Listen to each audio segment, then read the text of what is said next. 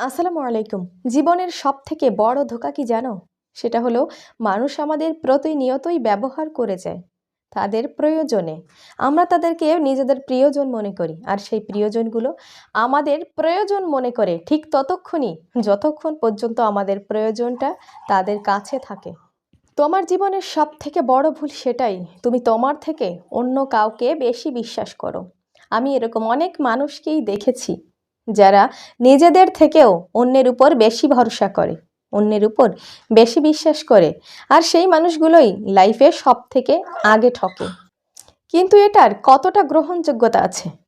তুমি তোমার উপর বিশ্বাস করছো না, অথচ অন্যের উপর অন্ধের মতো বিশ্বাস করছো। এটা কি আদৌ ঠিক? হ্যাঁ, তোমাকেই বলছি। তুমি তোমাকে বিশ্বাস না করে অন্যকে অন্ধের মতো বিশ্বাস করছো।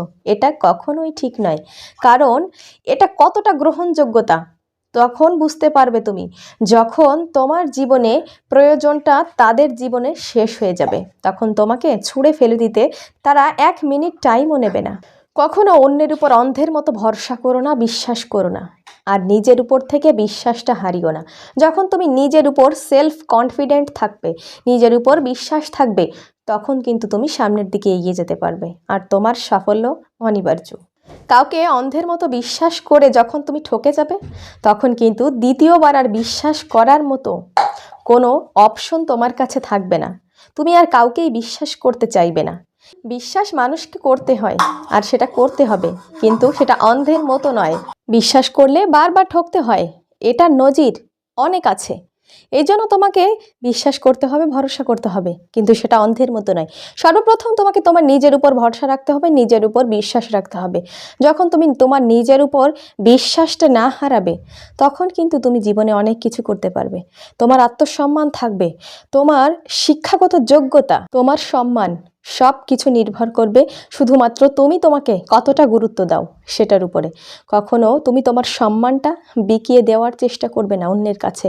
তুমি যতটা মানুষকে বেশি দাম দেবে, ততটা মানুষ তোমাকে বেশি সস্তা মনে করবে।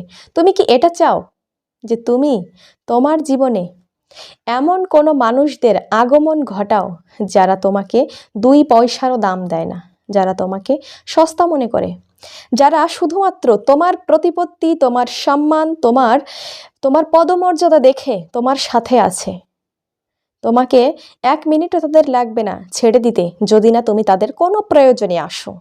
কারণ অপ্রয়োজনীয় কোনো কিছু স্বার্থপর মানুষগুলো তাদের কাছে রাখে না। তুমি কি তাদের সেই লিস্টে যেতে চাও যে লিস্টে তোমার নামটা সবার উপরে এখন আছে? কখনোই নয়।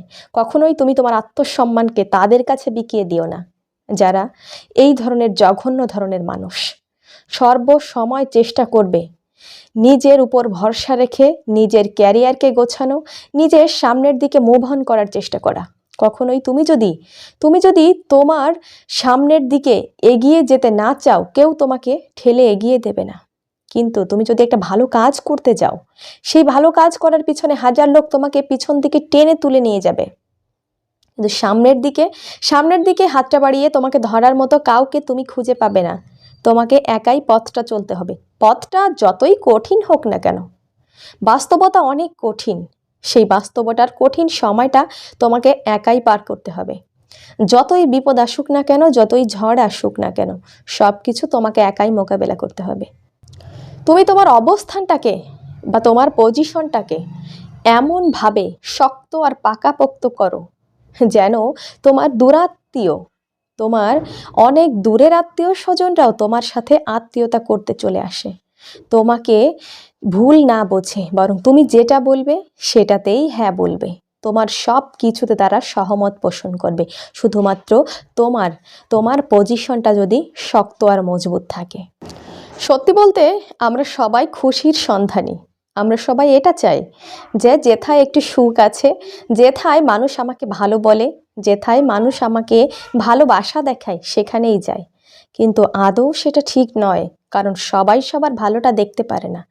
সবাই তোমার দুঃখের সময় তোমার পাশে এসে দাঁড়াবে না, কিন্তু সবাই যখন তুমি সুখে থাকবে সেই সুখের অংশীদারিত্বে আসবে, কিন্তু তোমার দুঃখের সময় কেউ তোমার পাশে এসে দাঁড়াবে না।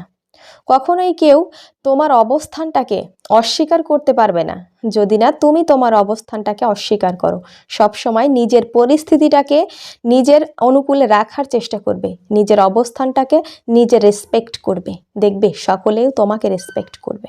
ধন্যবাদ সবাইকে। আসসালামু আলাইকুম ওয়া রাহমাতুল্লাহি ওয়া বারাকাতুহু।